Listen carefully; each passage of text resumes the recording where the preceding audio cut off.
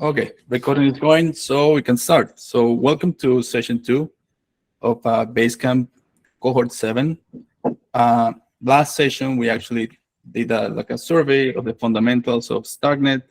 We went over some of the motivations of why would you have something like Cairo, something like a Starknet, some of the characteristics of CK rollups, and how and where Starknet fits in that classification. So today is all about Cairo, and this session I wanted to make it very dynamic. So I don't want to have any slides. So the idea, guys, is that you code along with me if you want, or you just follow along. So today I'm going to be solving a project called the Starklings that was created by the Starknet community. And it's inspired by Rustlings. If you ever use that to learn Rust, this is very similar in their approach. It's long. There's a lot of exercises, so we're not going to be able to finish all of them in this session. So the idea is that the section of the exercises that we don't finish, that's for you as homework to complete at home. So I'm going to share my screen now. The screen.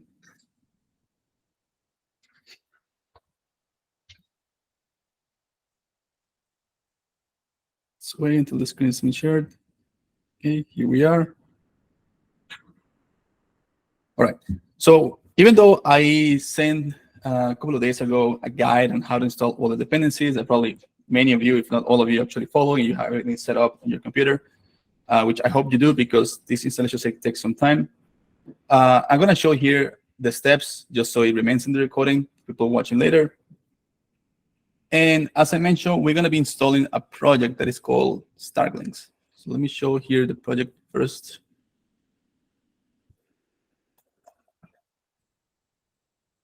Starknet. Starklings, let me increase the font size.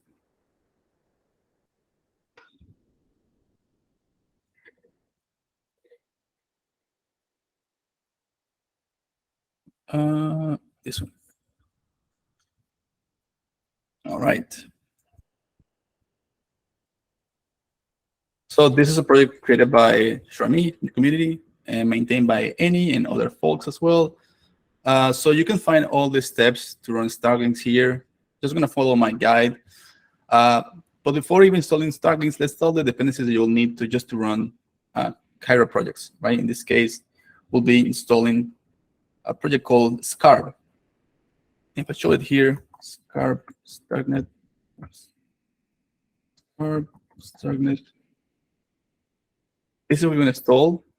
This toolset created by Software Mention. It's basically the compiler that takes you your Cairo code into the Sierra code that we discussed last time. And that's going to allow you to run just vanilla Cairo or Cairo for Starknet, right? With regard to having a plugin particular for Starknet. There are multiple ways to install Scarb. I like to use the one that actually uses a project called ASDF. If you have never heard about ASDF, as I never did before actually trying to install the Scarb, ASDF is a manager for tooling. If you come from JavaScript, you're probably familiar with NVM to install different versions of JavaScript or Node.js in that case. ASDF does something like that, but not only for JavaScript, for any type of tool, JavaScript included or Node included, but also Scarb. So it's a very interesting tool. For me, sometimes kind of a replacement for something like even Docker for simple things, like if you want to have defined global dependencies or manage with a tool, this can replace it. So let's start the installation. All right. So the first step to install Scarb will be to install ASDF itself, right? So if you follow here the installation instructions, this is the page for ASDF. And they provide here this git command, this git clone command. I'm just going to copy and execute on my terminal.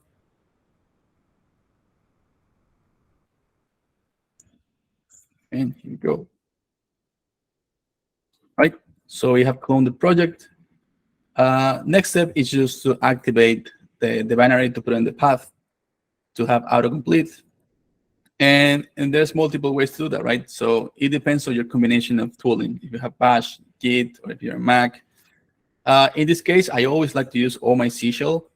So I think there's a specific option for C shell and Git, right? Because I download the project using Git.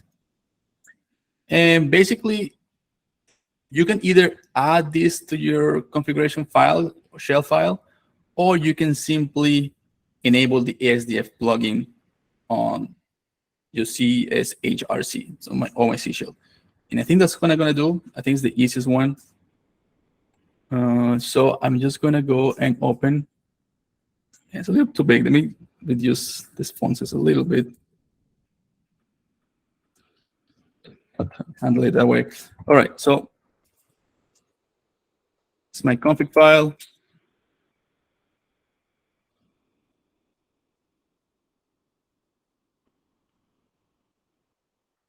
So if you have all my C shell installed, you should have a place to enable plugins right here, right? So the only thing you need to do is to add ASDF. Here, that should be all that you need to do to configure it. So I'm going to close this VSCode, or just open the terminal for here. I can either restart the terminal or just source the new configuration. I'm just going to source it for now. So activate the changes that we have done. So if this works as expected, we should be able to have ASDF now in our path. Right? Yeah, so it's a very simple way to install ASDF if you have all my C shell. If you have different configurations, just follow the instructions on the documentation. So now we have ASDF. Now we can actually install Scarb. And I was showing the installation instructions here. It's basically you have to download the Scarb plugin for ASDF, and then you have to install a particular version of Scarb, right? In this case, you can install latest. So we're going to start by just copying this shell command. I'm just going to paste it here. Let me clear, right? So we're going to add the Scarb plugin for ASDF. Next step, we just need to install a version of Scarb. You can define by its number. I'm just going to have the latest, which happens to be 0.7.0. So these two commands will do pretty much the same thing.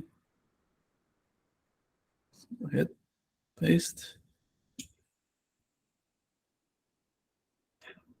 Now we want to tell them to ASDF, hey, I want a particular version to be globally available, because with ASDF you can make dependencies available only to local projects, right? So a project per project basis, you can define which global dependencies you want to be available.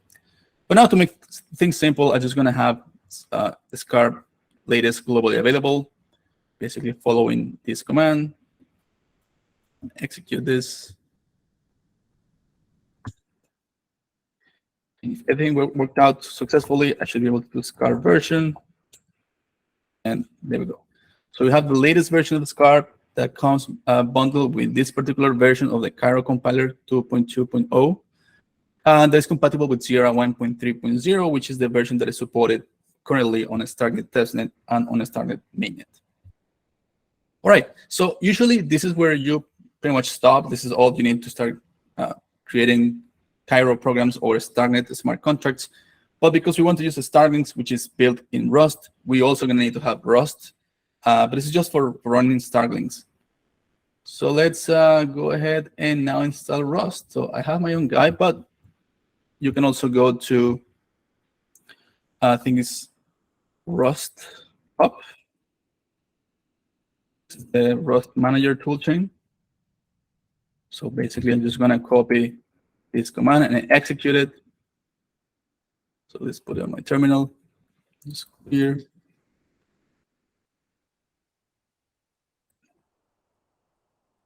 So I'm just going to continue with the default installation. So option number 1. And it's going to download all the dependencies. So you have run Rust projects in my computer. So it's going to come with the Cargo package manager and with the Rust C compiler as well. Okay, so we need to source the configuration file. So we have the binaries on our shell. So let's paste this. So now if I do Rust C, which is the Rust compiler version, we should see that it's actually now available. So now that this is working, we have now ASDF installed, we have Scarb installed, we have Rust installed. So now we actually can clone the Starklings project locally. So let's go back to Starklings. Just gonna get here. This one. So let's do git clone paste. Oh my god. Paste. Let me do again.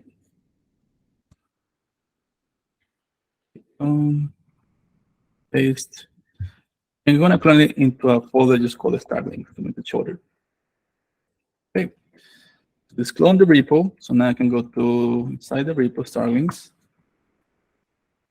And I can actually, I will need to compile the project, right? So this probably is going to take a while because if it's the first time you run, you will have to run cargo, run bin.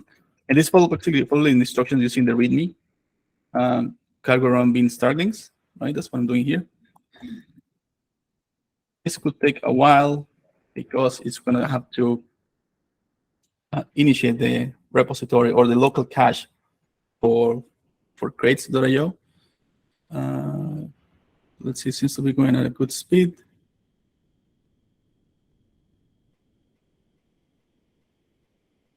Anyway, so this is the part I'm just going to skip because it's going to take a while. So the idea is that after it finishes compiling, you should be able to run the same command but in watch mode, and that's how the exercise actually are going to start. So let's see if it's not going to take too long.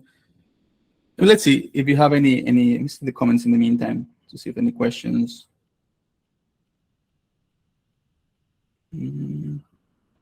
Okay. Any questions? Have any of you actually tried to do Starklings before this session started? Just looking at the chat. Okay, yeah, some people actually have started. Okay, cool.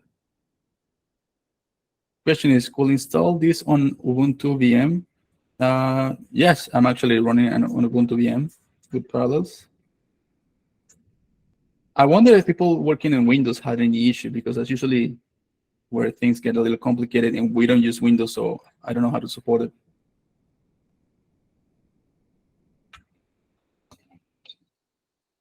Okay, so with WSL and Windows seems to be working fine. Okay, I think we can just wait until this finishes actually going at a decent speed. Just a few more dependencies and then we're done.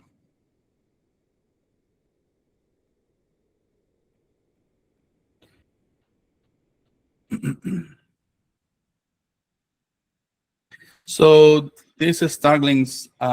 Actually, if you have done it, let's say a few days or maybe a week ago, it's actually a very new version that supports Cairo, the latest Cairo syntax that was just merged, I think, yesterday or 2 days ago.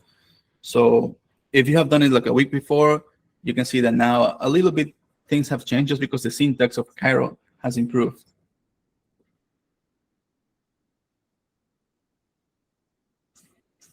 People are asking, could you repeat the command for compiling? Yes, so the command for compile that I just used here is the one that I just copied from the repo. It's this cargo run bin Starklings that you can find in the Starklings repository, right? So that's what started this whole compilation of the project. All right, so everything seems to be working out fine. So I can now open this project with VSCode. And we have one more thing to do, is to install the Cairo 1 extension. So you can go to the extension section of VSCode, Cairo 1.0, and install this one. Just make sure that it's the one by Starknet Industries. I'm also going to install this dependency for Rust. And let's see, was it installed, both of them? Yes, Cairo seems to be installed. So if I open now any of the project on Starklings, let me know, guys, the font size is okay. I go to exercises and I go, let's say, whatever. Looks good, maybe. Looks good, okay. All right, so the extension is working because we have syntax highlighting. and we didn't have to do any configuration, or we didn't have to build this extension from source. It's just available in the VS Code marketplace. Perfect. So now from now I can just hear the command line from VS Code, and we can start the project in watch mode. So cargo run in Starklings watch. I think that's the command.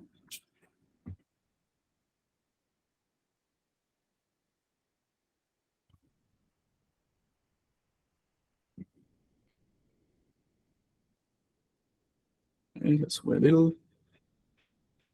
Rustling is a little slow to compile and to run, but it's very useful. So we have to start from the very first exercise, which is Intro 1 Cairo. So the very first one is this one here, right? Now, when I'm solving Rustlings, I usually have open on my browser. The best guide for Cairo is the Cairo book, also created by the community. And you can find it here, book.cairolang.org. Let me increase the font size. Right. So pretty much all the answer to all your questions to solve Starklings, you're going to find it in this book. So I'm going to make reference to this book very frequently. Close some tabs. All right, perfect. Let me close this version. All right. So in this exercise, so basically saying that it doesn't do anything but compiles. So basically, it's just to show you that when you work with just vanilla Cairo, this is not yet Cairo for Starknet, just vanilla Cairo. You always start with a main function, right? And the way that Starkling works is that when you have completed the exercise, you simply just remove this comment that says, I am done. I am not done. When you remove it, you save the file, you can see the terminal re-executes and verifies that it actually completed the exercises, and then moves on to the next one. So it's checking exercise 1, intro.1.cairo.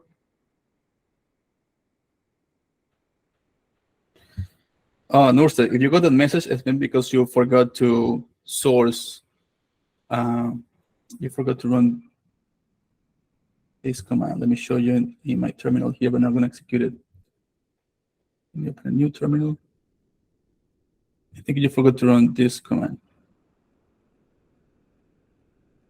Okay, so make sure to run it on your computer.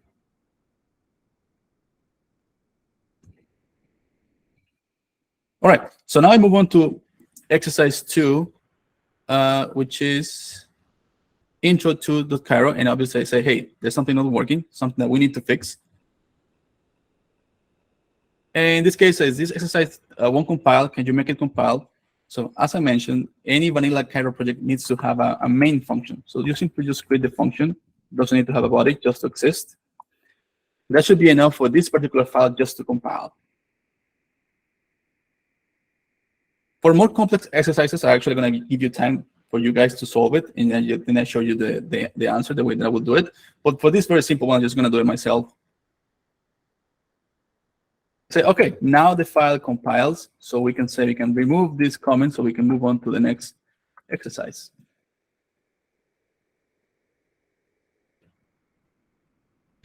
Could you point us how to open the Starklings directory again? Okay, Robert doesn't know that. Nice. Oh, no, Robert's answering Antonio. So to open the Starklings directory with VS Code, you simply just go to the directory, you have Starklings. And if you have VS Code, you simply type code and dot, and it will open this folder that you have active on VS Code. Just questions from the chat that I'm reading. All right, so this code passed, all good. So now we move on to variables1.cairo. That's the next exercise.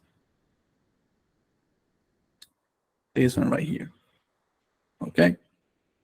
Let me close this, just minimize this for a moment. Okay, so this exercise says just make me compile. So let's see what's happening here, what's failing. So in Cairo, just as I think Rust is the same, when you define a new variable, you have to use the let keyword. You can define a variable with let, and you can define constant with the keyword const. So in this case, we just need to do let for this particular variable, and that's pretty much all that is needed for this to compile.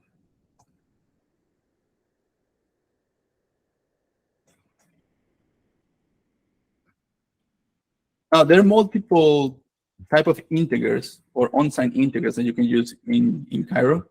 The default one is called the felt 252, which is the native data type of Cairo. But it's usually not recommended to use felts directly, especially when you do math. Felts, they don't have protection, like, for example, overflow protection that you would expect from an unsigned integer. So my suggestion is to always use unsigned integers and only use felt if it's actually required, for example, for short strings that we're going to see later. So a way to define the data type for this particular number, you can define the type right here with a colon. So let's say that this one is an unsigned integer of 32, right? I can call it, it could be U8, it could be U16, whatever, they all fit. The number 5, 15, fit in all of those. I'm just going to use U32. For me, it's kind of like the default. So now the value 5 stored in X is not going to be longer a felt 252. It's actually going to be an unsigned integer of 32 bits. So always try to use unsigned integers for any variable because it gives you extra protections for math related operations. Okay, so it compiles perfect. So I can remove this comment and we can move on to the next exercise.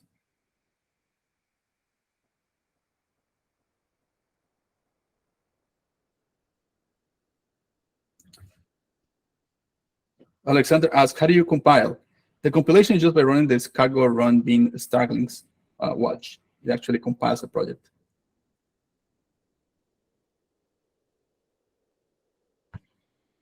Yeah, and in watch mode, every time you save a file, it triggers a recompilation once again, and it runs it tries to compile the project, and it tries to run unit tests if present as well.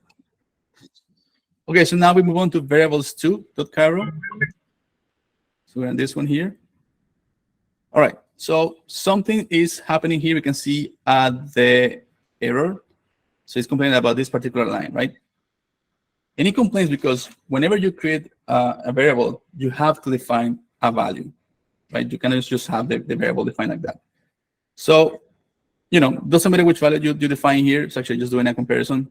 If it's 10, print this value. If it's not, print this other value. So if I get it, again, I like to always have it unsigned integer. Let's say that is 5. It should be printing X is not 10 in the console. Let's see.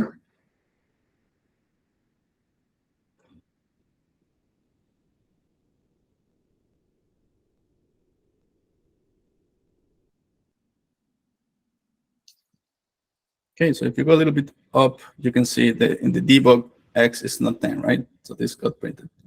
So it's working. That's all we need. Just so when you define the variable, make sure to initialize with a value and to always define a type, an unsigned integer. Perfect. We can remove this comment and move on. Or the next one that I suppose is variables3.cairo. Let me close the old ones. Okay, let's wait for this to be compiled.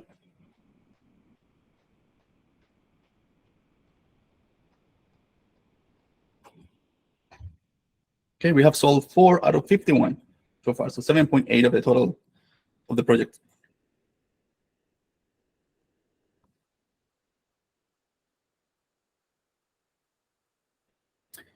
Okay, so now it complains about this line, and you can see that the extension is also complaining. So missing tokens, expected an expression. So as I told you before, every time you initialize a variable, you have to define which value is assigned to it, at least at the beginning, right? So they have explicitly set this variable to be felt to 52, which, okay, I'm not going to modify, I'm just going to leave it as is and just give it a number. And that's all it needs. Just need to be a variable assignment for this to compile. So this is how you define explicitly that this variable is a felt to 52. If you don't define the type of a variable and you assign a number, the default is to be felt to 52. Just to keep that in mind. Robert is giving a good example or a good comment about hints for the exercises, which I'm going to show for the next one. This is completed, so I remove the I am not done.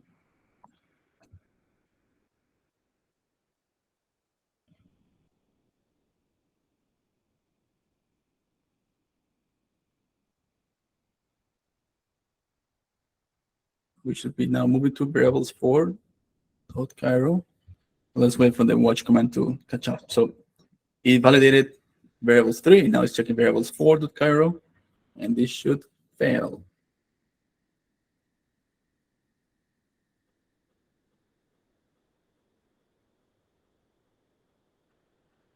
Okay, so it's complaining about this particular line, x equals 5, right? And we cannot change this line. We say, don't change this line. But it complains. So why? It's a variable. We're just trying to assign a different value. So let's actually make use of the hints for the exercise. So as you can see here at the top, say, execute Starklings hint variables 4, or use the hint watch command. So I'm just going to use this one in a different terminal. Just copy this. In this terminal, I'm just going to do cargo run binary. Run that command. And I give you some help. So it says, in Cairo, variable bindings are immutable by default. But here we're trying to reassign a different value to x. There's a keyword we can use to make a variable binding mutable instead. Right? So the issue that's saying here, hey, you can create variables, but variables by default are immutable. Right? This is similar to Rust as well. So if you actually want to modify the value after being declared, you have to make this variable mutable. And you do that by using the keyword mut. Right? So now the compiler knows that it's okay to modify the value of x at runtime. So let's just recompile this and just go back to my watch terminal. Notice that I didn't modify this line. I just added this keyword when I declared the variable. And that should be enough.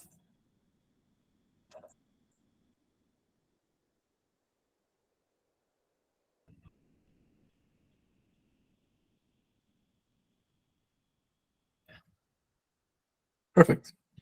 That's the solution. Rustam is asking, I'm getting a notification running the code that code language is not supported. What does that mean? I've seen that issue whenever I open a project that doesn't have a scarb.toml file. This particular file you can see at the bottom.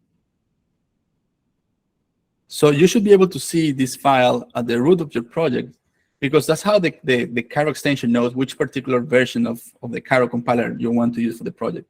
So make sure that you open Starklings from the root folder so the extension can find the scarb.toml file. All right, so this is completed, so we can remove this comment and move on to the next exercise.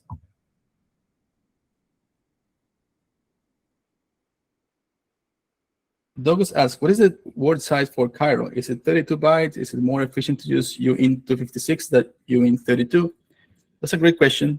If you go to the Cairo book and you go to data types, there's a nice table showing that here somewhere. Where is it? There you are. Right? These are all the types of unsigned integers you can define. And you can see that right now, the default size for usize is 32 bits. Now, the question is, should we use 256 as the default, as is the case of Solidity? Well, not really. Anything below 256 is actually okay for Cairo, just because remember that the maximum value you can store in a single cell is 252 bits, right? Because that's the size of a file. So when you define a variable to be uint 256, you're actually using 2 files to store the number, right? So it's a little less efficient. I mean, you can, but just make sure that it's less efficient when it comes to memory management for Cairo.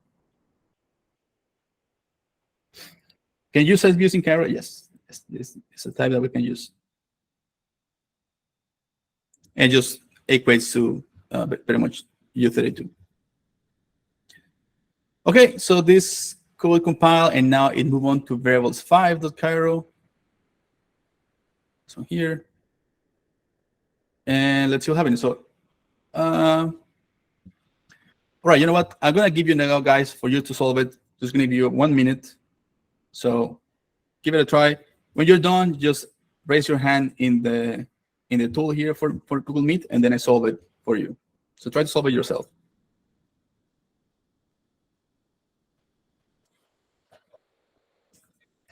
Make sure to not change this line, as the exercise says, and to not rename this variable.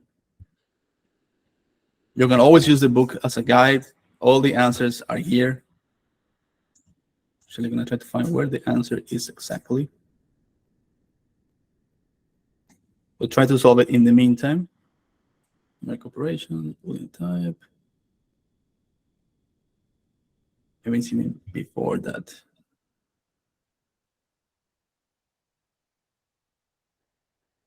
Yes, this is the solution. You can find solution here, shadowing. You have two questions raised hands, David. I don't know if you want to take them. Yeah, what's the question? The only point is I don't know how how you should give them. Let me check. Let's start. Oh, in the Q&A section, you mean? Yes. Let's start with this. How about late initialization? Declare now, init later. That possible? No. When you declare, you have to initialize with a value. Otherwise, it fails. Because the compiler needs to know what's the type of the variable. And the compiler can only know it when you define the variable, when you assign the variable you assign the value to the variable. That's the whole reason why you need to do both at the same time.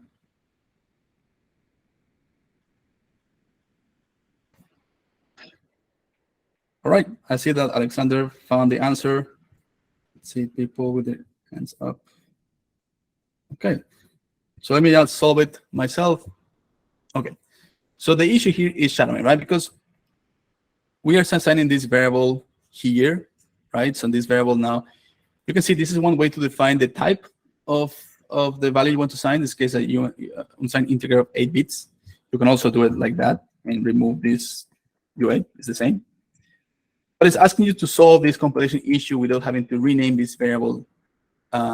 And a simple way to do it is called shadowing. Basically, you can redeclare the variable once again.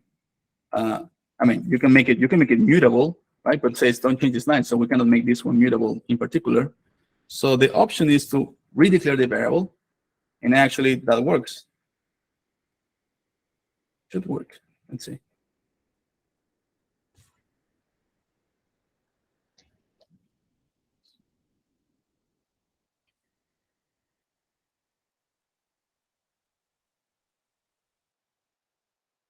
So okay, so it works. So now this variable is a different variable with the same name, but look at like it has actually a different type. Its implicit type is failed 52. That's when you don't define any type. That's what it defaults to. And it's now shadowing the original variable number. Okay. So let's remove the I am not done. So how to refer to the initial value number of type U8? So after this point, this value disappears. Like this assignment of uint 8 doesn't exist anymore. Only number that is a failed 252. If you want to keep both, then you will have to use two different variable names.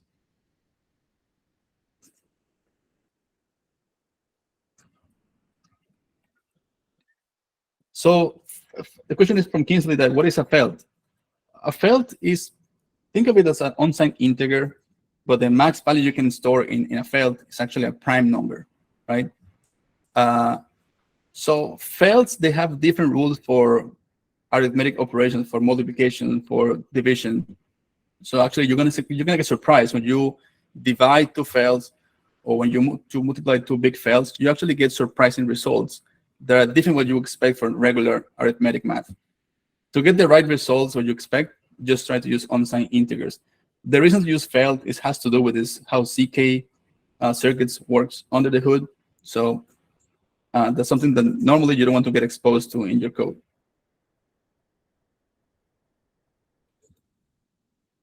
Right. So let's complete this one and move on to the next one.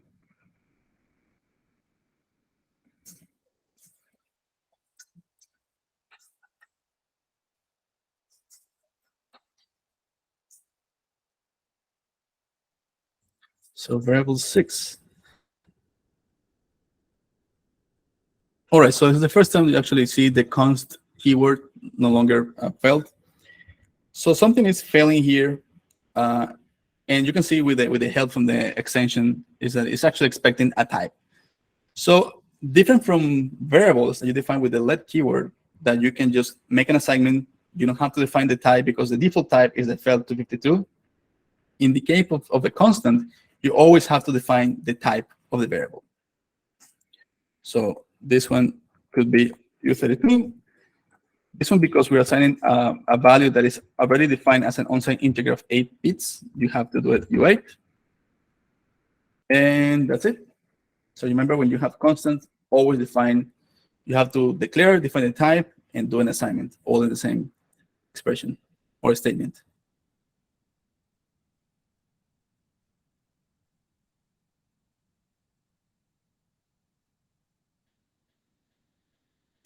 Okay.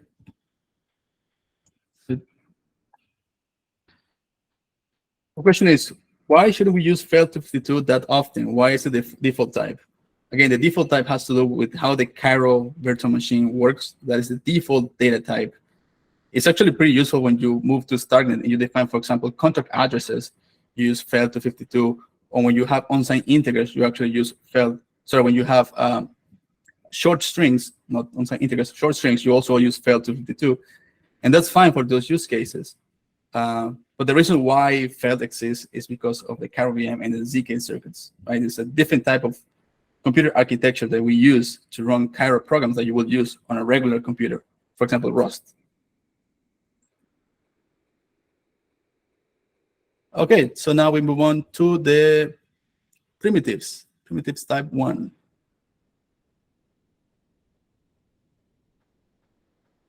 Okay, so let's see. It complains this line. So I'll give you guys a minute to finish this exercise before I show you how to fix it.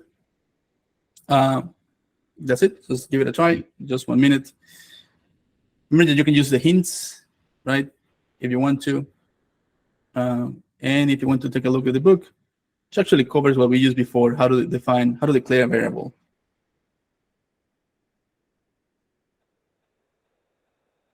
Give you 1 minute for you guys to solve it before I show you how I do it.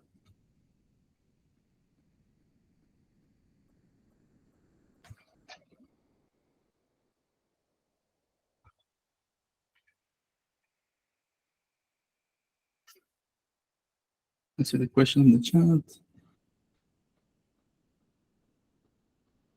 Stuart asks, is there a default hash function within Starknet that fits with 252 bits? You're right. That's probably what the Poseidon hash does. They use 252 bits. That's what that's what it does, right? Because the default size of a variable on Cairo.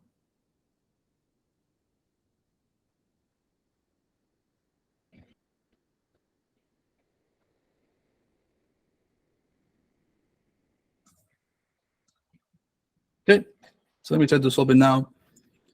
So it's only complaining because it's expecting this variable to exist each evening and to be a Boolean, right? Because doing this comparison here, so you basically create the variable and any Boolean value, in this case, true again, try to finish with the semicolon at the end.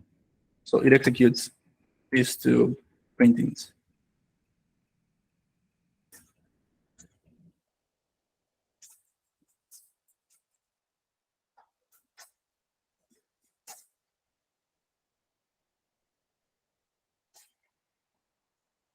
Okay, it compiles, so we can move on. So this is how you can define a variable to be a Boolean, not just an unsigned integer. Now we move on to primitives types 2.cairo. So let's take a look what's happening here. It says a short string is a string whose length is at most 31 characters and therefore can fit into a single field element. Short strings are actually felt. They are not real strings. Note the single quotes that are used with the short strings. So this is what I mentioned before. When you assign a short string to a variable, the type of this variable is actually felt to 52, right? So this is eventually just a number that gets translated visually into a string, but it's just a felt. And because a felt has a limited size to 52 bits, there's a limit to how many characters or ASCII characters you can store in that variable. That's why this 35 character limit is how many characters you can store in a single felt. So if you have longer strings, right now Cairo doesn't support long strings. That's something that's going to come down the pipeline. For now, if you really want to have a long string, you will have to concatenate multiple short strings. So in this scenario, let's see what's failing here. So basically, it's asking us to define a new variable, right, called your character. And depending on the type of that variable, some of these printing are going to show on the terminal. So let's see, your character. Let's call it could be my name, for example, or like just like for a character. So just D, semicolon. Let's see what gets printed in the terminal. So it should, in theory, print alphabetical, right? Because calling this function is alphabetic.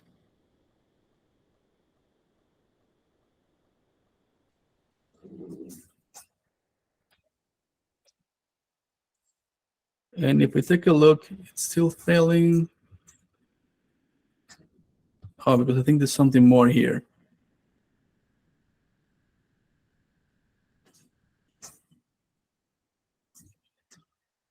Let's see. Ref argument must be a mutable variable. All right. So why is that? Why is complaining that this variable here needs to be mutable? And the reason is because we are passing the variable as a reference to this function called alphabetic. When you pass a variable as a reference, you're actually allowing the function that's consuming this case alphabetic to mutate your character. So it's passing ownership of the variable to the function is alphabetic. In this ownership model is similar to Rust. And then automatically when the function ends, it returns ownership to the caller, right? It does that under the hood. And that's how you define the reference. It's basically say, hey, I'm going to give you ownership. You can modify this variable as you wish. And then when the function ends, I'm going to return ownership to the caller. So that variable still exists in this context. So whenever you want to pass this as a reference, you have to define this variable as mutable. That's all the error here. And you can find that in the Cairo book as mutable references.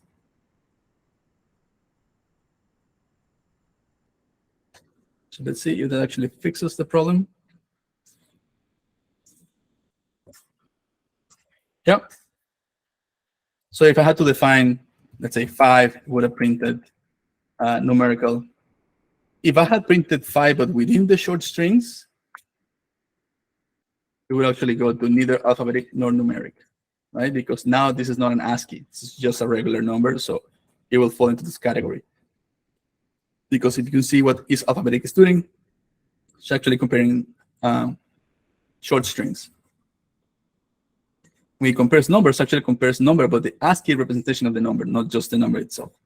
So you can see here what is printed is neither alphabetic nor numeric, right? So it went through in the else clause.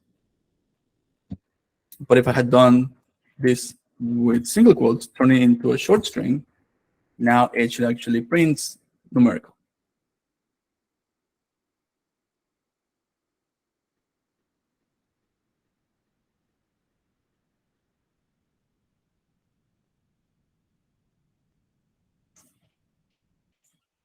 Okay, yeah, it compiles, it works, and the output is, yeah, numerical. All good. So let's remove the comment. I am not done.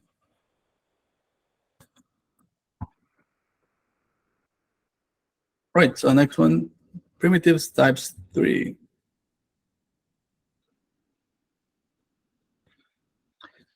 Let's see what we have here. So destructure the cat tuple to call print on each member. Execute the Starklings hint primitive types 3 or use the hint watch subcommand. All right, so I'll let you guys solve this one. So let me give you 1 more minute so you can fix it. And I'll show you in the meantime where you can find that information. You can find just search for destructuring. Structuring tuple type. And you can find example here in data types under the tuple type. You can find the answer you're looking for. Actually here. So apply this concept to the exercise and it will work.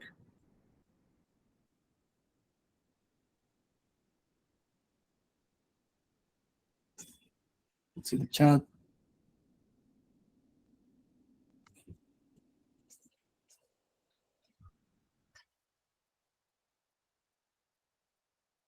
Yeah, so long string, something that Starkware is working on to add to the Cairo compiler. Oscar asks, is it possible to destructure directly and at initialization instead of having to use the cat variable?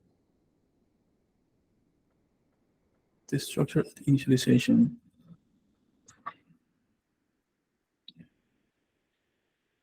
You probably can. I think you can. We can try that later.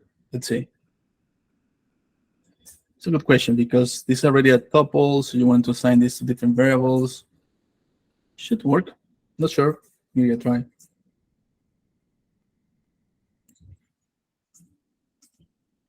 Gonzalo asks, will it have anything for I/O or is it not feasible? Not I/O that I'm aware of. I mean, printing is an I/O that is supported, but mostly for debugging. So that's the only I/O that I can think of. Printing.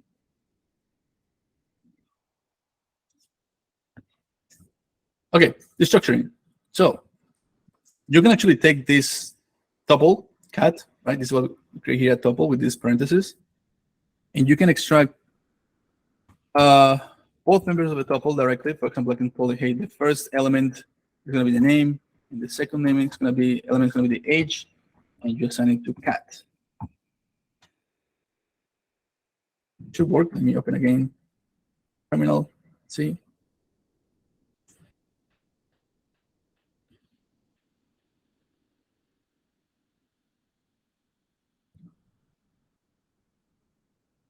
Yes.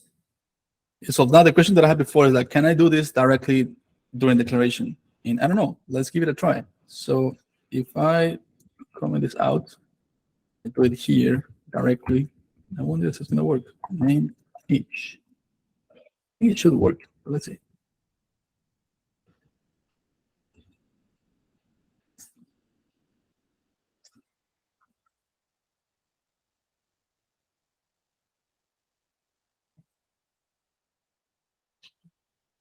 Yeah, it also works. Now, the first one is the most common pattern. Like you define the tuple and you destructure, because normally you use this. Let's say you define the tuple in your code, and then you call a function, and you pass this tuple as an argument to the function. And then within the function, you actually want to capture the individual variables, right? So it makes sense to do destructuring inside a function that gets a tuple as an argument. So this scenario is quite common, instead of just having the definition directly to be destructured. Okay, let's remove the I am not done.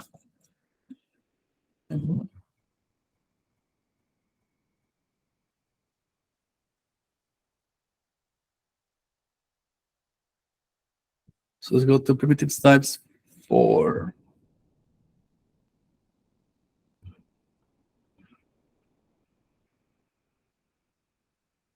All right. So here it says, modify the integer types to make the test pass. Learn how to convert between integer types and fields. And as always, you have some hints that you can use. So let's see what's happening. So first, some traits are brought into the scope.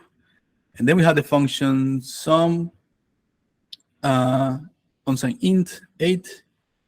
And then you have some big numbers, which is basically same body, the same signature. So this function expects 2 arguments, both to be unsigned int 8 bits, and returns one of the same type. This does the same, but the fact that it says big number is actually deceiving because you cannot have a big number in just 8 bits, right? So we're going to have to make some changes to the data types. So here it says, modify the types of this function to prevent an overflow when summing big values. All right, so if we look at the failure, it says unexpected return time, expected core failed 252, found an empty. This is the unitary type. So let's see, it has some tests at the bottom here. Oh, modify this test to use the correct integer types. Don't modify the values, just the types. Okay, so as you can see here, 255 is the maximum value that you can fit in 8 bits, right? So if you add these 2 numbers, obviously the result is going to be bigger than you can store in just 8 bits. So this value is actually not possible. You cannot have the value of 510 in just 8 bits. So let's modify this one first. Let's say that this one is U32. So first of all, now this test actually makes sense. But then we need to make sure that the output of this function is actually at the same time instead of U32. So let's go to big numbers here, and let's change the type, U32. So now it's actually compatible. Now it makes sense. Let's see what error we get now.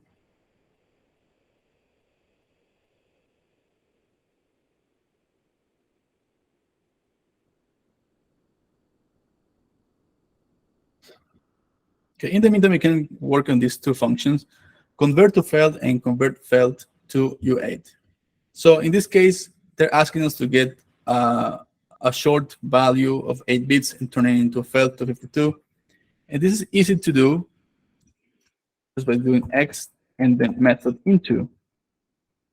Okay, so this method turns a lower bit size variable into a bigger bit size variable. So in this case, it's matching this type, felt to 52. That's all you need to do. So a value of 8 bits is always going to be able to fit into 52 bits. But the opposite is not true, right? If you take a very big value, it might not be able to fit in just 2 bits. So you will need to do a try. So it's called try into. This try into returns what's called an option, because it could actually fail. The value won't be too big. So because this is an option, if you know anything about Rust, option is an enum. You're going to see enums later. But for now, you can just say that, just unwrap the value. But what it does is that if the value is too big, it's just going to panic and stop execution. But if not, it's actually going to give you the value. It's going to assign it to an 8-bit variable. So now that we have these two functions, we actually can use it here, because in order to make this addition, let's say, oops, let's try to save this, see the error once more. Probably it's going to complain here because you will need to first transform these numbers into this data type and after do the addition.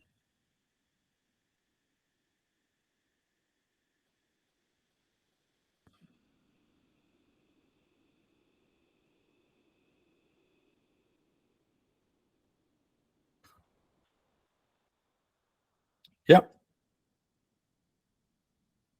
So expected core integer U32 found something else. So we need to turn this first. We have to use this function, right? Convert to felt. And actually, because it's expecting a felt, not a U32, actually the type here will need to be this one. So let me remove this type here, so it's all compatible.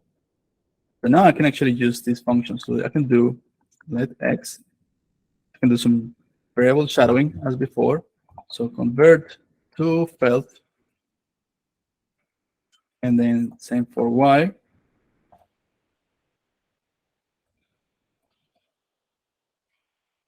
And now I should be able to do the addition, and the result will be of this particular type. Because remember that the output of this function is of type felt to 52. So these things are compatible, and it's compatible with the value of the test that we have here. Now, when you don't find the value, is felt to 52.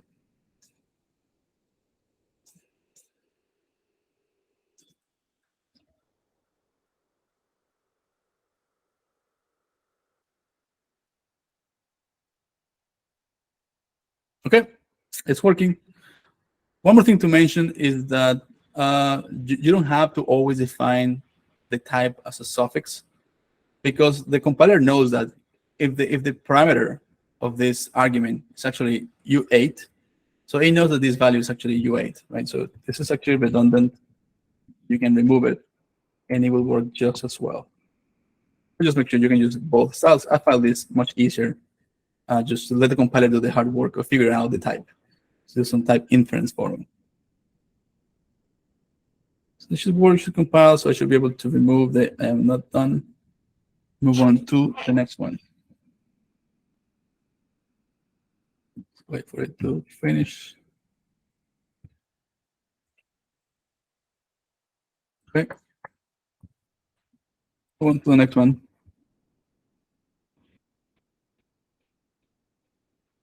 Don't recall which one is it, the next one.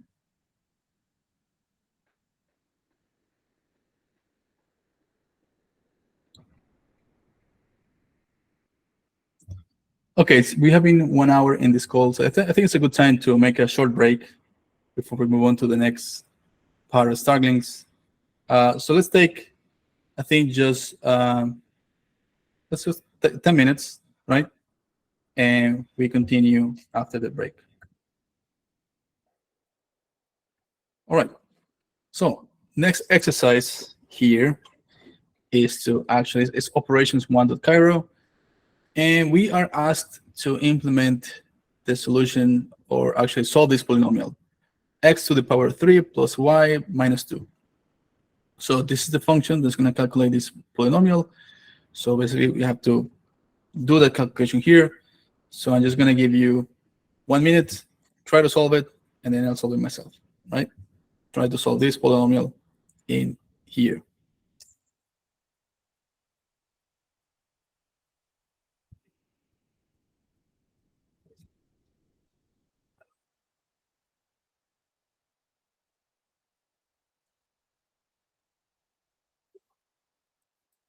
If you want to know what operations are supported in Cairo, you can go to the Cairo book, and there's a section for operations. Yes, operators and symbols. So you see all the operators supported by the language. So you probably just need the arithmetic multiplication and addition and subtraction.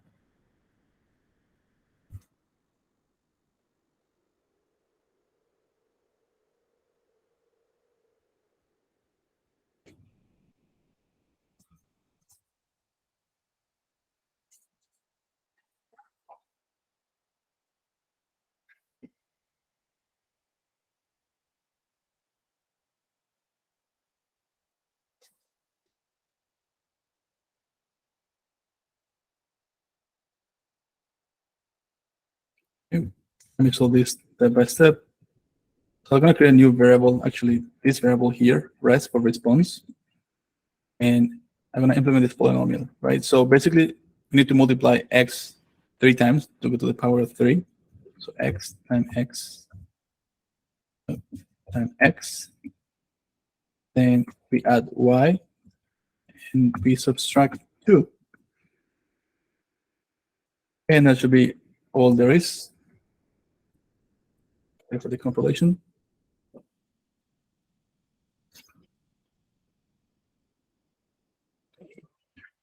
You might be wondering if there's a way to do power calculation directly, right? Instead of having the multiplication like this. And not directly in Cairo, that's not possible right now, but you can check out this library called Alexandria Starknet.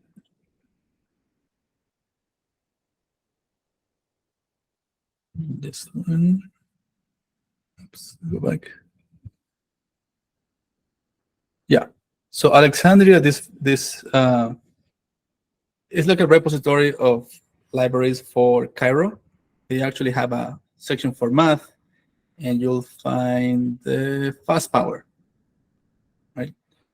So to bring dependencies into a Cairo project, you can check Scarb docs. They show you how to include this, because Scarb is a package manager for Cairo. So you actually can bring this library into your project and make use of that. And no, I don't think there's a way to do power directly in Cairo. So I don't see it in this list. No, this one is a bitwise, which is a different type of operations, not the exponential. So no, not yet. Maybe in the future it might be added as part of the native Cairo, but for now you will have to use a library if you want to. All right, it compiles. So let's remove this comment and move on to the next one. Operations 2. Let's take a look at this operations 2 in the meantime. Okay. Remember last time you calculated division in Cairo? Now Cairo 1 has native integer types, U8, U32, U56, usize, which support more operators than felts. And always watch out for overflows, like in the last test. So this comment is outdated, because for new Cairo, whenever you're using an unsigned integer, you don't have to watch out for overflows. I mean, the code will panic, but it will not overflow without panicking, right? That was the issue when you use just regular felts. for example, multiplying large numbers. So the exercise is just asking to create the body of this function, modulus, floor division, multiplication, right? So this is pretty easy. It's actually, you know, all the operators are here. So this is operator for modulo, for remainder. Division is what you would expect. What's the division? I mean, the slash here, and that's it. So it's pretty simple. So for modulus, we can just do let press equals x modulo y. So we'll give you the remainder.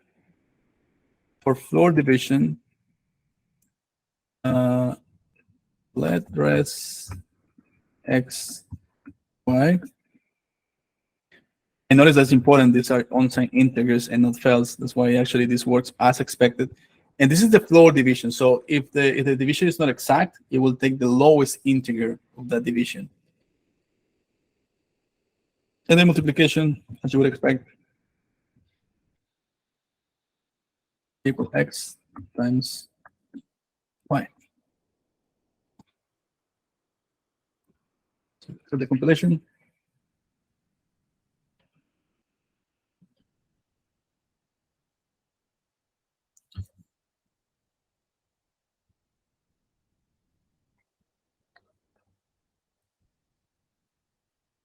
The repo, people need to ask where can I find the repo? Okay, Robert already shared the repo. And it worked. Okay. So remainder or modulus, division, and multiplication. Very simple. Let's move on to the next one.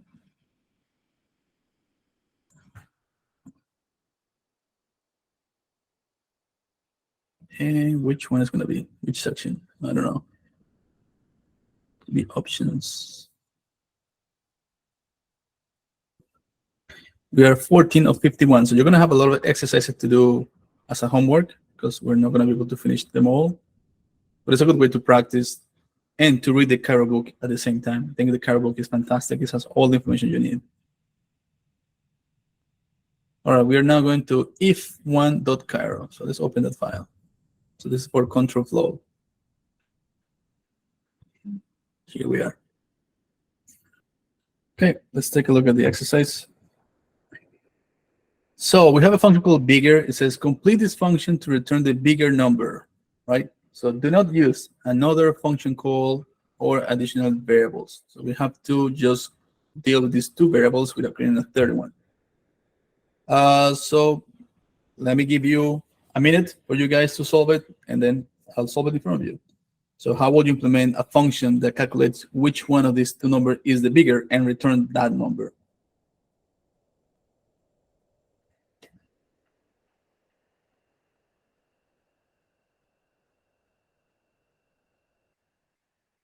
So when you're asking environment question, Ubuntu Bash, after compiling the exercise, my terminal immediately clears and starts over. Cannot see the compilation message, etc. Any idea? I mean, in my case, when it clears, basically you can just scroll up. Yeah, I mean, you cannot see for all their exercises. I think in that case you will have to run the command without the watch. Like run this command, but remove the watch, and it will fail at some point. You will know where, but it will not run in watch mode.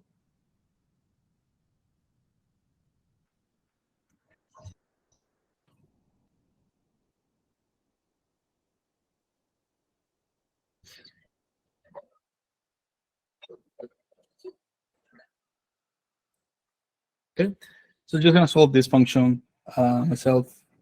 So let's see, just to return the bigger number. So just take, I can say if A is bigger than B, right? So return A, otherwise return B. In Cairo, as the same is in Rust, whenever you omit the semicolon, you're actually returning that variable, right? So this, an if statement actually returns either A or either B, and that value is returned. It's going to be the return value of the function. It happens implicitly.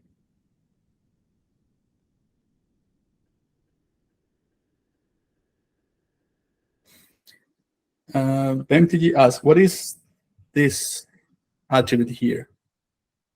It's basically telling, hey, whatever is showing below is going to be a unit test of this function. So this unit test actually was you've seen here that it fails in the terminal. That's what it is. This is called an attribute. In Rust, you will know it as a meta programming. So very similar to Rust in that regard. To say this module is about tests. So they say, okay, this function here is actually one unit test, another unit test, so forth. Right? This one works.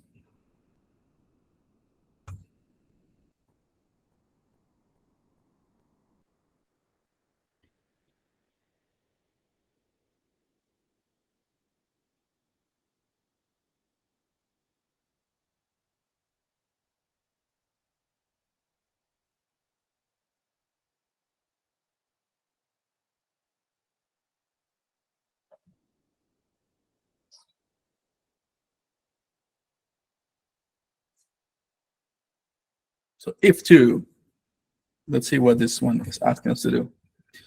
Step one, make me compile. Step two, get the bar for fuss and default to bash, test passing, execute. Okay, this is the hint. So first of all, just make me compile. So let's see what the issue is. If you see the error message in the terminal, why it's not compiling. All right, so it is complaining this function for if this, because the return type is supposed to be failed to 52, but this if is sometimes returning failed to 52, which is a short string, but sometimes it's returning just an unsigned integer 32, which is inconsistent with this return type. So we need to implement this function which says complete this function using if else, if and or else blocks. If this is fizz, return full. If false, return bar. If not, return bash. So okay, so if this variable is fizz, return full. That's correct. It happens. So if it is false, return bar. So we can do else if and do another comparison here. It's now compared to false, and if that matches, return bar. What is this complaining about? Maybe it's if else. Is it if else? Oh, wait a second. Else. Not if. Here. We just need the else clause to complete. You need the physish variable. Oh, right. In the comparison. Okay. So if this variable turn bar, otherwise it turn bash. So now the three branches of this if clause is returning the same type of the function. So it should compile and it should satisfy the test that we have below.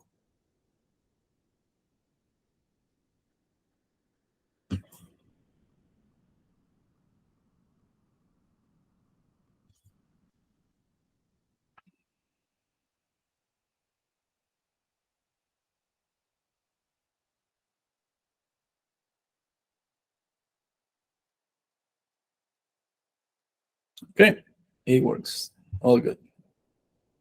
So we move on now to a different section. Need to wait to see which one is that.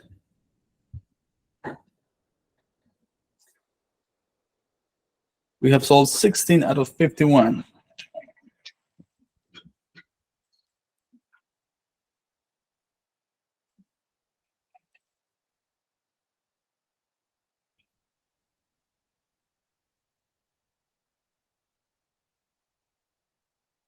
Okay, we're going to functions1.cairo. Into this one. So let's take a look at this function. So this function obviously is not going to compile because it's trying to call a function that does not exist yet. So this is as easy as simply creating that function. function doesn't expect any arguments. So it can be just empty. And this should be enough to make it compile. Oop.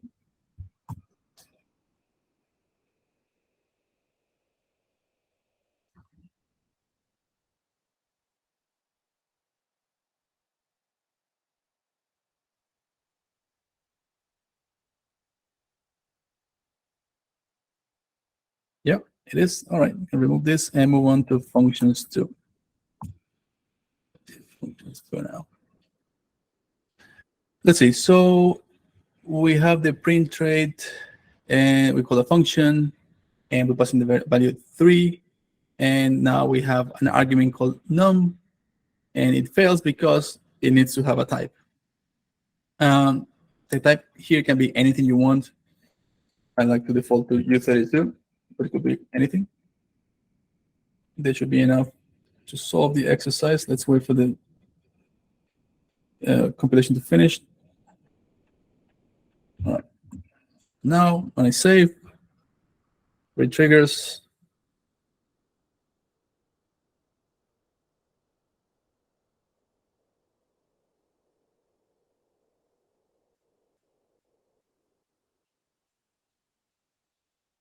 Yeah, that's enough.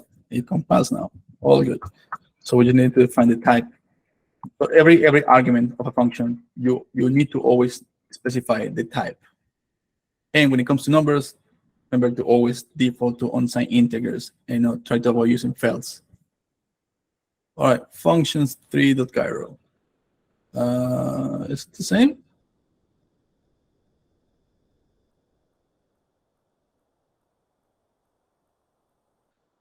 So I don't know what's supposed to do here. Let's see what happens if something fails here. Looks fine to me. So call me wrong number of arguments. Oh, okay, fine. So wrong number of arguments because this function is expecting to have to be passed one argument, which we are not passing. That was why the compiler is failing. So you just need to provide any number, let's say 5, and there should be all to it. So I don't think there's a way to define optional arguments in Cairo. You can correct me, Pierre or Robert, if you know there's a way. I think so. I think that every argument or every parameter you define needs to be passed as an argument. Okay. Yes, exactly. There is no like default value or stuff like this that allows us to not pass a parameter. Exactly. We have to pass it, and if it's an option or stuff like this, we have to make it explicitly none or whatever. You can see that this function doesn't have any return type just because the function doesn't return anything. It just prints on the screen. That's it. So you can just leave out return types here. So functions 4, let's see what's required here. All right, it says, this store is having a sale where if the prices is an even number, you get 10 Cairo bucks off. But if it is an odd number, it's 3 Cairo bucks off. Don't worry about the function bodies themselves. We're only interested in the signatures for now. If anything, this is a good way to peek ahead to future exercises. Okay, let me give you guys 1 minute for you to solve it. Obviously, the issue is here. So you have to define what is the right type to return from this function. And that's it. So 1 minute, and I'll solve it.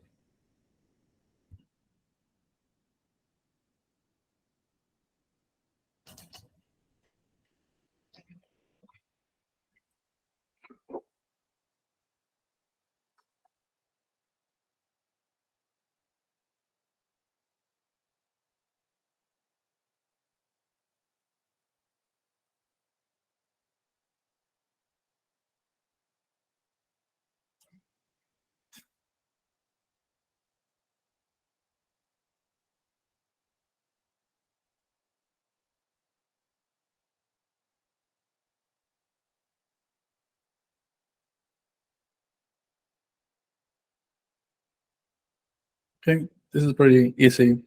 I just use the same type that we have here as the argument as the return type. And this should be enough for this to pass.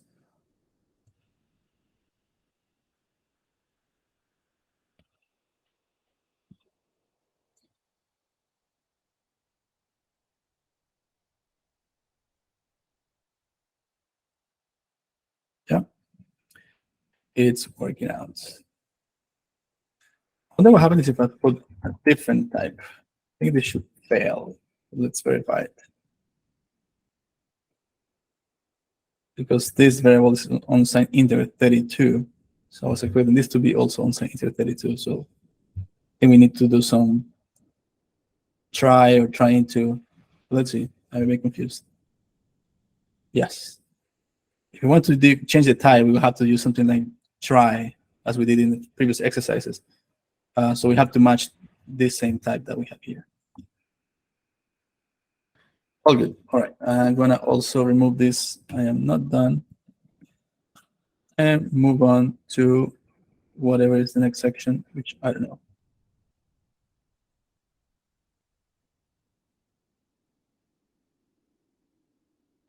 All right.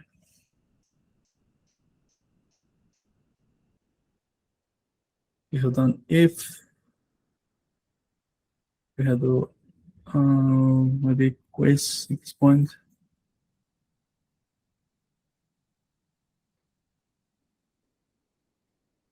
Okay, we go. Yeah, we're going to quiz. Quiz 1. Okay.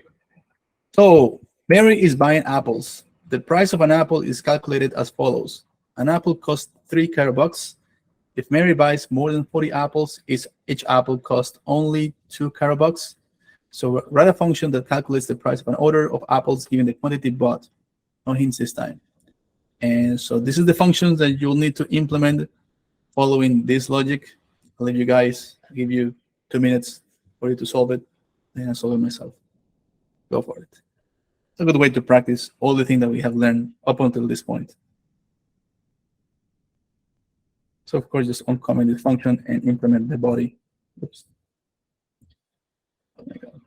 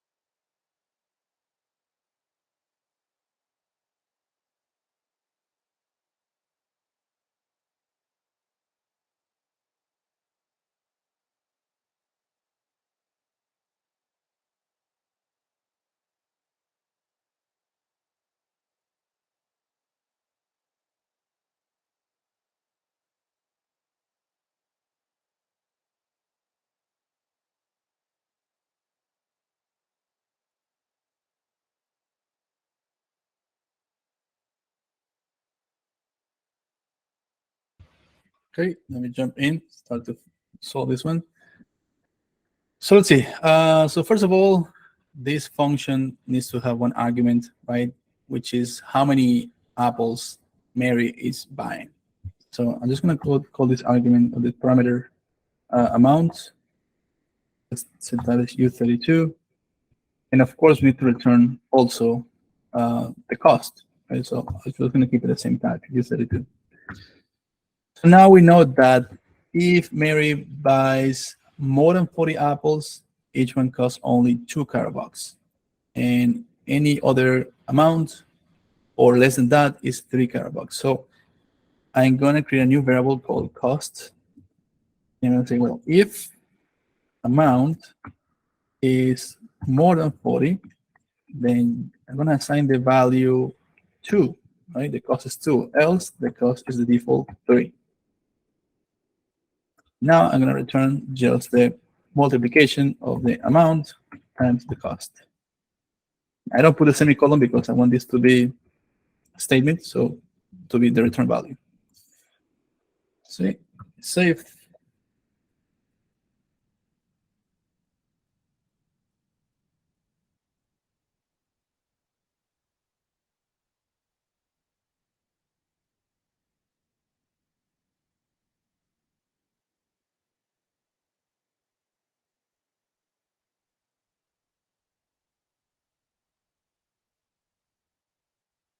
And it's working. Okay. Let's move this. We have completed the quiz. Move on to the next section.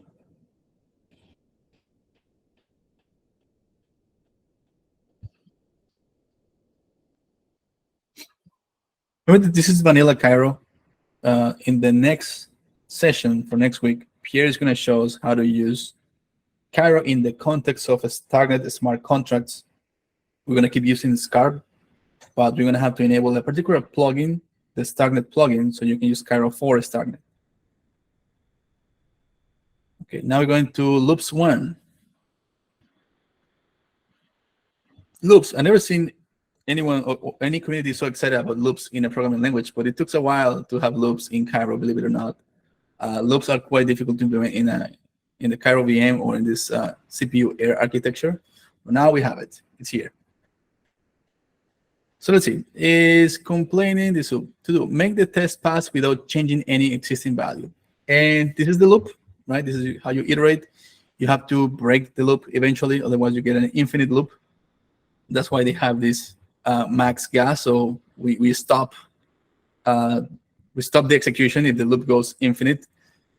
So we need to basically increase the counter until we get to the value 10, and then we break. Okay. So here I'm gonna say, let's see, if counter is equal to 10, then sorry. And let's break. Right, let's exit the loop. And the loop doesn't return any value, but because we're mutating this counter, the updated value is going to be available outside. So say if we're not at 10, just keep increasing the counter. So just keep iterating the loop until we get to 10, we break, and we do the assessment. So let's save this.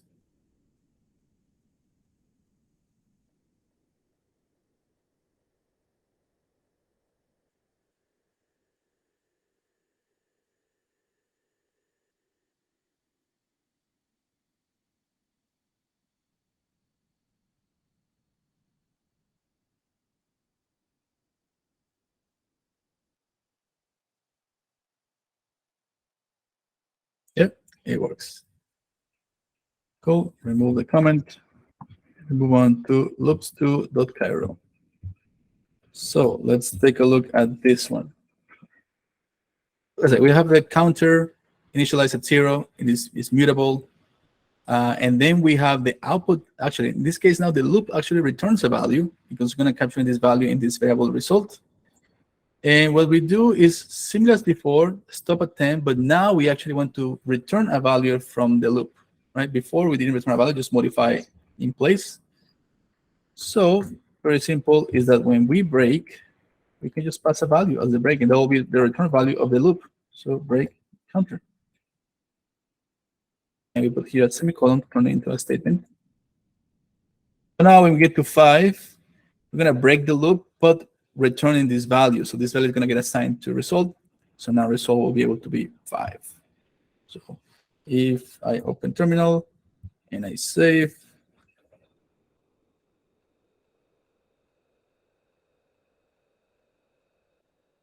all this information you can find in the Cairo book, so section 4, control flow. If I'm not mistaken, I think it's at the beginning, control flow. So you find here the if expression, and you can find also repeating code with loop. Right? So just here you see how the break can be used. There's also continue as well. I think it's shown here somewhere. Yeah, continue.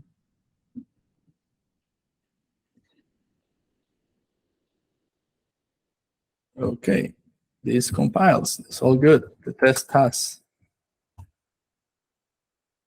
see to what section we move on now. We're getting almost to halfway through Starklings 23 or 51. Obviously, the most interesting exercise is going to be towards the end. More involved, more advanced use cases. We're covering most of the basics for now. We go to enums. Enums is a topic that I like quite a bit, and it's something that I like also when I learned Rust. I particularly like how enums and the match statement works together. So let's take a look at this. All right, so here is asking to define a few type of messages as used below. So you can see that in the we have a function where this is how you, let's say, use enums, right? This is the syntax. So you know that we're going to have 4 different variants of our enum: quit, echo, move, and change color. None of them have a value. That's why these have the unary type. So this is what we need to replicate. So an enum is this way to group values in a logical way, and each one of these values, called a variant, has a different type. So for enums, we always use a Pascal case. So here what we need to implement is the quit. And when you don't have a value assigned to the enum, you have to find the unary type. Then we have echo, also no value, move, unary type, and then change color. So this is how to define the enum, all the variants, no particular type assigned to any of the variants. So this is how you use them. And that's it. And that's how, for example, it gives you an idea of how match works with enum. And this is just used for the print, right? So this is more advanced. We haven't delved deeper into traits and impl. This is just here, so it actually prints the right thing when you use the print method. But just to have an idea, this is how you use match with an enum. This is how you can actually perform some actions based on all of the variants of the enum. But it's going to come later. For now, I just want to satisfy that this actually compiles. So if I save this code, it should be enough for it to compile.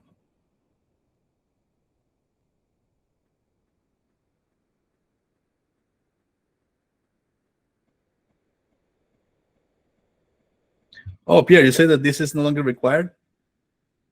So you're coming. Depending on your version, you should try, but now it's like we don't need it anymore, I think, if I don't remember back. But what is the version of Cairo you're using? 2.1. I think you say like this, right? I can do it just like this? Yes.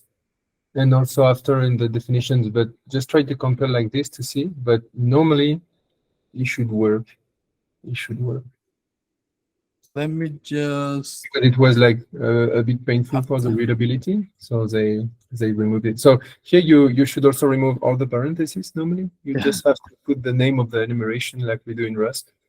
Oh, okay. Like only exactly. So let's see if this version supports like it. If yes, which make it more readable. I need to modify the test too. Here is the same thing. Normally you can now exactly. Normally you can remove everything, which make it more natural. Let's see if it's the latest of the latest version supported here in this.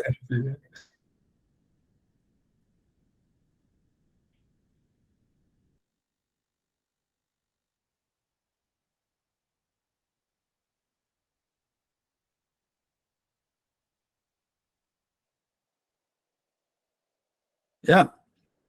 Perfect. Yes, this is much nicer than having to default to the unary type. Much more readable for sure. Awesome. Thank you, Pierre. Okay. Let's remove this I am not done. And move on to the next enums 2.cairo. And now we know that we can just leave out if it's a unary type. Let's see. So in this case, let me close the terminal. Some code. We have the same enum message, but now the way that it's been used is that, let's go back to what we know, that this is not required anymore when it's empty. But in some cases, we actually have a type that we want to capture, right? Like in the case of the variant echo, we want to capture a short string, or a felt. In the case of move, we want to capture a tuple of 2 values, and then in case of change color, a tuple of 3 values. So when we define the variants, they're going to look a little bit different now. So in the case of quit, there's nothing, just quit. In the case of echo, we have to define the type. Remember, when it says short string, it's actually a felt. Those 2 things are the same. When we go to the move variant, we have to define a tuple. So let's say that the type of this tuple is just 32. And then we go to change color, because this looks like an RGB, and RGB is a single byte. This is a tuple of 8 bits. I think that's the best way to represent them. And this should be now enough to cover these 4 use cases. Let's try to compile. See the code here.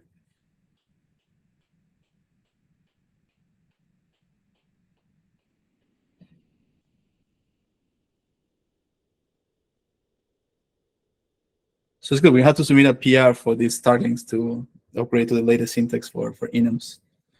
Yes, so this compiles. So this satisfy. So you can see you can have an enum that doesn't have any value associated with it. So because if any value, you don't have to define a type, but you can store a value inside a variant of an enum. So in that case, you need to define the type for the enum. All good. Let's remove this and move on to enums 3.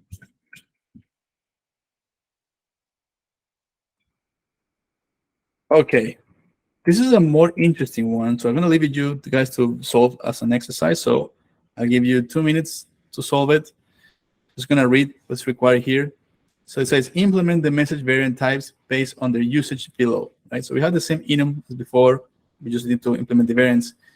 But now notice that we have a struct, which is, you can think about it as a custom type, right? Called point, with members X and Y. In another custom type called state, with 3 properties: color, position, and quit.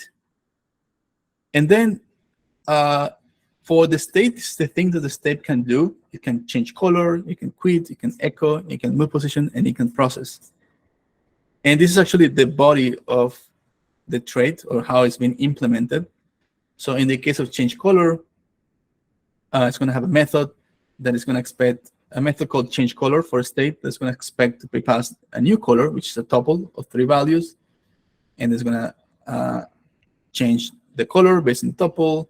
In the case of quit, the method quit is not going to expect any argument.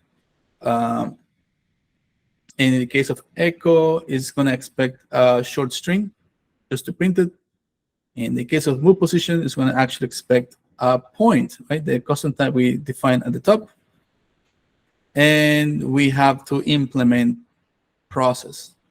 So this is quite a more complex scenario. So it's a perfect way to practice enums. Let's see how far you get. Let's give you a minute or 2, and then I start solving it.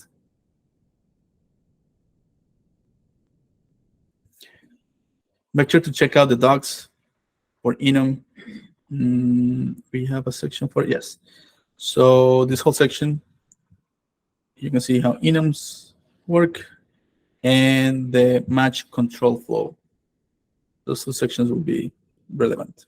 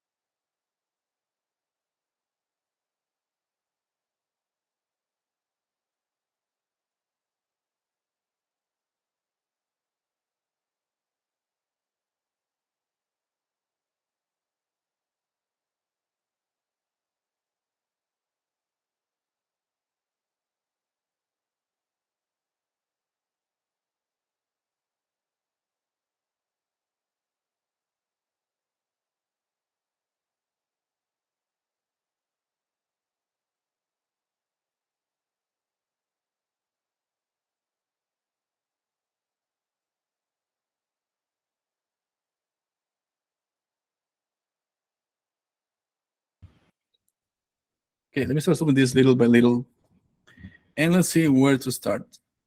So to see how many variants we're gonna have, I think I'll start from the end, from process, because the idea is that process is a method where you're gonna get past the enum message, right? And it says create a match expression to process the different message variants. So we're gonna have probably a variant for each one of these functions, one for color, quit, echo, and position, which is similar as before. So probably for color, we're gonna have to store a tuple with the RGB basically. For quit, nothing, it's empty.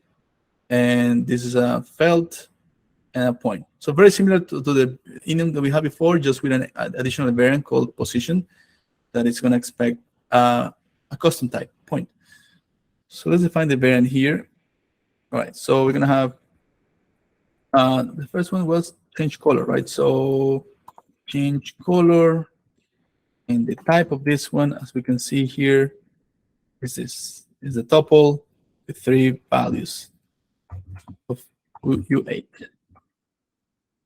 Second variant is going to be for quit that doesn't expect anything. So just as we have in previous exercises, we have the variant but no value assigned or no type assigned to it either. Then we have echo, which expect a short string. And that is a felt 252. Finally, we have position, which expects point. Now it's going to expect this custom type. So point. Right. You see that you can assign not just only built-in types, but also custom types to your felt. Okay, so the enum is defined, so now we need to use it, because the idea is that when we call this method process, as you can see here in the test, the state is created, we call the process, and we pass. Actually, this will be a better way to see the enum variants. Let's remove this one for point. We're gonna call process with each one of the variants, right? So we have to catch those with a match statement. Just remove this comment.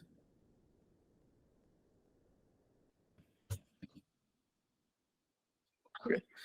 We're doing a match on the message. Okay. So now I capture all the variants. So if message is of the type message change color, I know that's going to be past the tuple, the RGB, you're going to call it.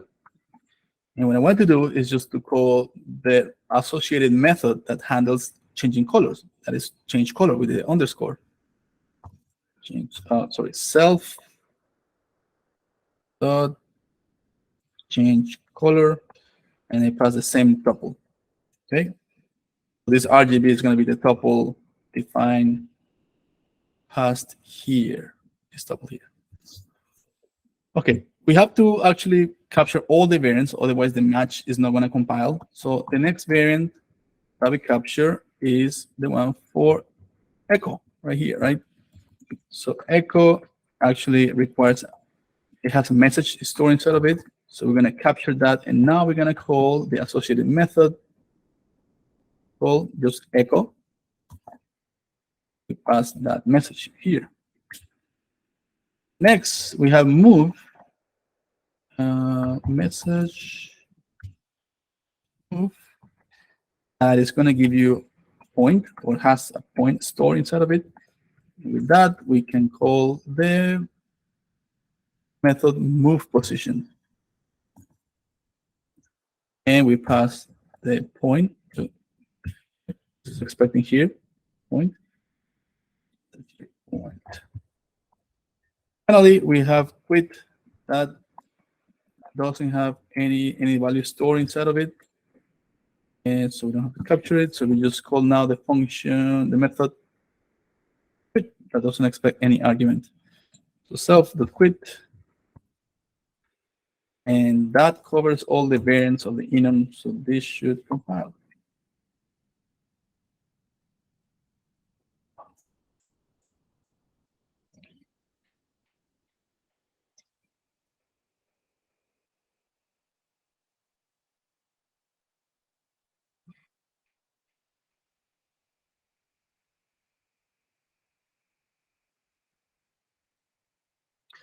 Orlando says that it's P, not point. Yeah, doesn't matter the name here. So what do we have here? There's a comparison that is failing. Oh, I see. Yeah, this is an issue with the Starklings. I actually submitted a PR to fix it. This is no longer needed. This custom implementation for comparison is actually now part of the Cairo compiler itself. So it complains because, hey, there's a duplicated implementation for the same thing. Which one should I use? Because before it didn't exist, but now it exists. You can just get rid of this custom implementation. Because now it knows how to compare tuples, basically. That's what it's saying.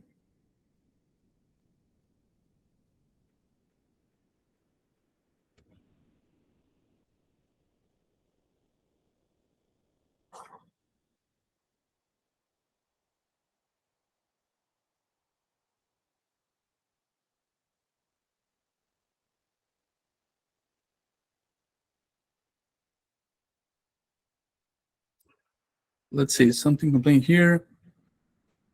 Message has no variant move. Okay, what did I do? How to call the variant? Eco, maybe just. Oh, okay, maybe it was not called position. It should be called move. All right, that's on me. So this one instead of called position, it should be called move. So which means that when I capture that variant, oh, it's captured correctly. Move point, and it's used here correctly. Okay, so that should be the only thing that I needed to change.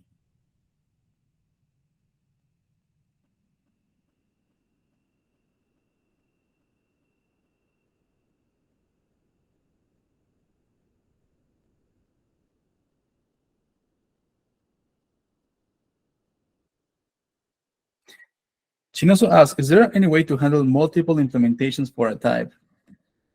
That's a good question. Let's see, another issue here. Variants must be the same order as enum declaration. Oh, I didn't know that. Okay. So if I declare change color, quit echo move, the same order, that is strange. Okay.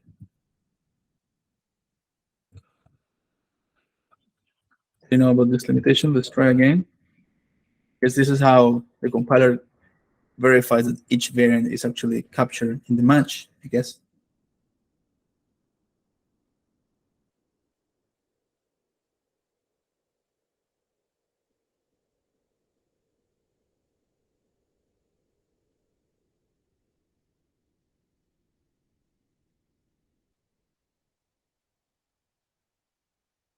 Yeah. So now this code compiles. All good. Can remove I am not done. Okay, so we are pretty much at the end. It's only 2 minutes left. So you know now at this point the basics of Cairo. You know how to run Starklings. We made it a little bit over half of Starklings. So now your homework is just to finish it. For those of you who have access to Discord server, you can get some help from your peers there. Otherwise, you can send me an email as well.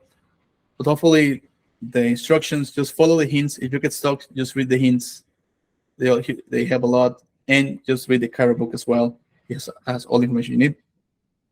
That's all for me. If you have any more questions or any comment here or Robert, we can close it here because I don't want to get over 2 hours. Enough to get you a taste of Cairo.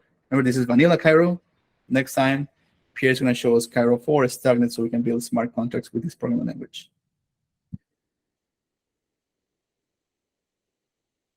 Okay, people are asking for share the Discord invite. I'm going to put the link on here in the comments. Let's see if the Discord is actually now open because it was closed for some time because some issues. So let's give it a try. Copy. So this is the link to join the Starknet Discord server. Thank you very much, all of you. Hope to see you next week. Have a good one.